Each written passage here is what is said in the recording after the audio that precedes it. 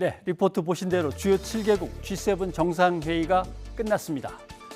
신문들을 보면은 반중연대, 반중동맹, 이제 한국은 어떡할 거냐라는 제목이 많습니다.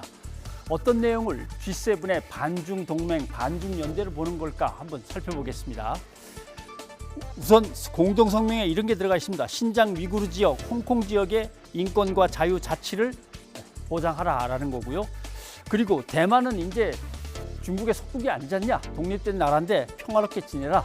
그 다음에 코로나19 아무래도 중국에서 시작된 것 같은데 다시 한번 조사하자라고 하는 얘기입니다. 중국이 민감해하는 것들을 다 담았습니다. 1975년 G7 정상회의가 시작된 이후로 공동성명에 이렇게 중국을 직접 겨냥해서 촉구하는 내용을 모두 집어넣은 건 처음입니다. 그러면서 등장한 게 이른바 B3W 계획입니다. B3W 계획. B가 3번 들어간다는 뜻인 모양입니다. 미국, 유럽 국가들이 40조 달러 정도로 돈을 모아서 남미, 아프리카, 인도 태평양 국가들의 인프라를 적극 지원하자라고 하는 겁니다. 중국이 이른바 1대1로 프로젝트로 세계 100여 개 나라의 영향력을 행사하면서 경제적인 지배력을 키우는 걸 차단하자는 겁니다. 그런데 다들 이 차단 계획에 다 동의를 하는 걸까 한번 보겠습니다.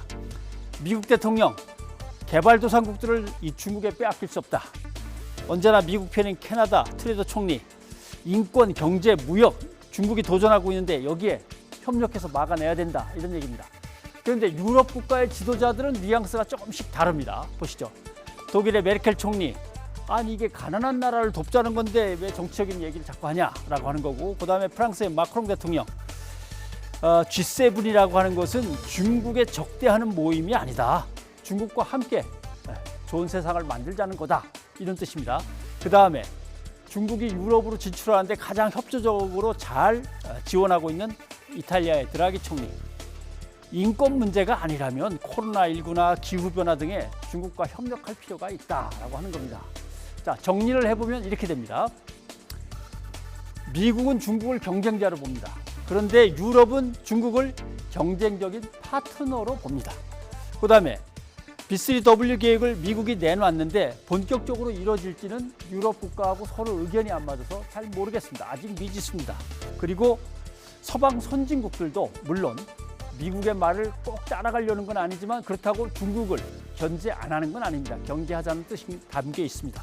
그 다음에 우리의 문제인데 애매모호하게 이쪽 편도 아니고 저쪽 편도 아닌 거는 더 이상 어렵게 됐습니다. 이제는 우리도 원칙을 분명히 제시하고 그 원칙에 따라서 이 사안에 대해서는 이 나라와 손을 잡고 저 사안에 대해서는 저 나라와, 또는 애매한 사안에 대해서는 유럽 국가들과 손을 잡든지 하면서 뭔가 공동 대응에 나서야 될 것 같습니다. 변상욱의 앵커 리포트였습니다.